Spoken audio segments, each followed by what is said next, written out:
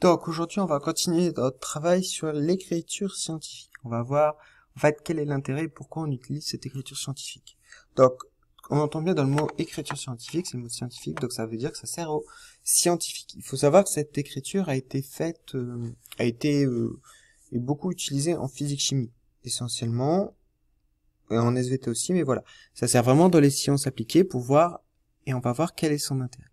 Donc, le premier intérêt de l'écriture scientifique, donc je rappelle l'écriture scientifique, vous avez vu ça la dernière fois, comment transformer un nombre en écriture scientifique. Dans l'écriture scientifique, je veux un nombre avec multiplié par une puissance de 10. La puissance de 10 peut être positive ou négative. Et par contre, mon nombre, il doit être plus grand que 1, donc ça doit être à partir de 1, mais avant 10. Donc en fait, il faut qu'il y ait un chiffre non nul avant la virgule, et après, je peux avoir d'autres chiffres derrière la virgule. Donc, le premier intérêt de l'écriture scientifique, ça va être la comparaison. Avec cette écriture scientifique, il va être très facile de comparer des nombres. J'ai pris un exemple, je prends 3 nombres et on va me demander de les ranger par exemple dans l'ordre croissant. Je rappelle que l'ordre croissant, c'est du plus petit au plus grand. Donc c'est parti. Alors, ce que je vais regarder d'abord, pour voir dans quel ordre, c'est que je vais regarder les puissances de 10. Et forcément, celle qui a la plus petite puissance, sera la plus petite. Donc, rien qu'en coup d'œil, je vois 2,4 fois 10 puissance 8, 7,5 fois 10 puissance 9, 7,13 fois 10 puissance 9. Il y en a une qui est en puissance de 10, 10 puissance 8, alors que les autres sont 10 puissance 9. Donc, forcément, celle-là va être la plus petite. D'accord? Donc, je répète. Hop, c'est pas ça que je voulais faire. Celle-là, comme j'ai qu'une puissance de 8, alors qu'ailleurs j'ai des puissances de 9, c'est forcément la plus petite. Hop là. Et je continue. Donc, je continue. Je m'aperçois que ce que j'ai fait dans le premier, je peux pas le faire dans les suivants, parce que là, par contre, j'ai la même puissance de 10. Et donc, du coup, cette fois, je vais regarder, en fait, ce qu'il y a avant la puissance de 10, et je vais comparer les nombres. Ici, j'ai 7,5, ici, j'ai 7,13. Celui qui est le plus grand, sera le plus grand des deux. Je rappelle à tout hasard que pour comparer deux nombres qui sont décimaux, comme ici, je vais faire en sorte qu'il y ait le même nombre de chiffres après la virgule. 7,5, c'est comme si j'avais 7,50. 7,13, voilà, je mets le même nombre de chiffres après la virgule.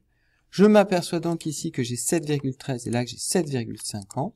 Conclusion, lui est le plus petit des deux, et il est plus grand que le précédent puisque c'est une puissance de 9 alors que l'autre était une puissance de 8, mais il est plus petit que celui-là, parce que celui-là c'est 7,50 alors que celui-là c'est 7,13.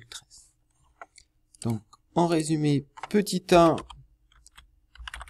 je compare les puissances, et petit 2, si c'est les mêmes,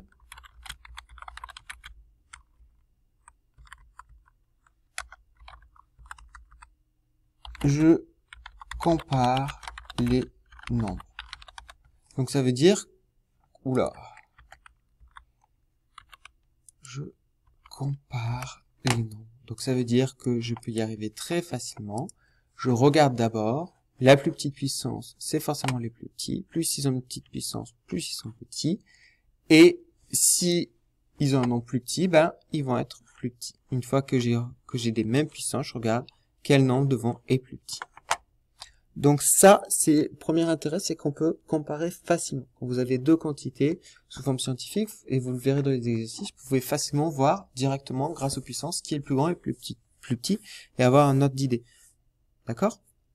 Alors, le deuxième intérêt, maintenant qu'on va voir, c'est de pouvoir calculer sans forcément calculatrice ou de manière plus aisée. Si je demande de calculer ça, 2,5 fois 10 puissance 3 multiplié par 1,3 fois 10 puissance 4, sous forme scientifique, c'est sous forme scientifique puisque j'ai une puissance de 10 et avant j'ai un nombre qui est compris entre 1 et 10, c'est-à-dire j'ai un chiffre avant la virgule, qui est plus petit que 1, donc ces deux-là sont sous forme scientifique. Et si je veux comparer ça, en fait, ce qui va être très simple à faire, c'est que je vais pouvoir faire des calculs très simples. C'est-à-dire, en fait, il va suffire que je calcule les nombres entre eux. Je vais d'abord calculer, hop, je prends les nombres, je les calcule, hop, hop, vous prenez votre calculatrice, 2,5 fois 1,3, ça vous dit 3,25. Donc je répète, d'abord je calcule les nombres entre eux, et j'obtiens un résultat, et ensuite, ben, je vais calculer les puissances de 10 entre elles.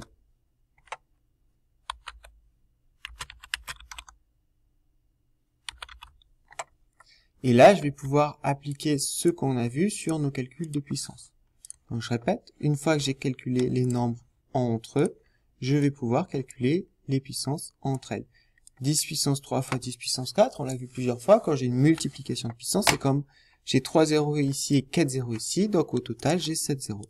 Donc ça fait 3,25 fois 10 puissance 7. Et j'ai fini. D'accord? Donc là, j'ai fait ça sur ma multiplication. Je peux faire la même chose. Hop, attendez. Donc, je répète. Pour ma multiplication, j'ai calculé les nombres entre eux. Je calcule les puissances entre elles et j'ai ma réponse. Je peux faire la même chose avec la division. Alors, même si c'est pas sous forme scientifique par ailleurs. Vous remarquerez, le premier est sous forme scientifique, puisque j'ai bien une puissance de 10 et un nombre qui est compris entre 1 et 10, lui, c'est pas un nombre sous forme scientifique. D'accord?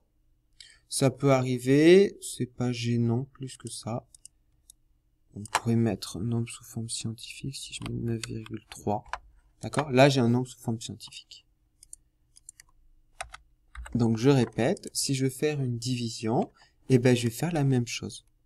Finalement, tout ce que j'ai à faire, c'est je vais faire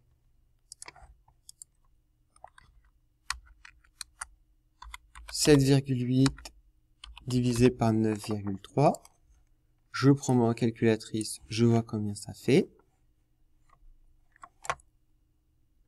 Donc je répète, là je peux faire la même chose. Je prends mes nombres, je vais voir combien ça fait. Je prends mes puissances, je vais voir combien ça fait.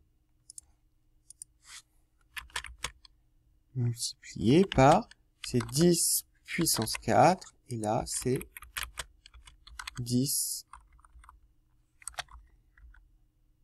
puissance 7. Donc je répète, je calcule les puissances entre elles et les nombres entre eux. Donc 16,8 divisé par 9,3, puisque je rappelle qu'une fraction c'est une division. Évidemment, je prends ma calculatrice. 9,3 n'était pas une bonne idée.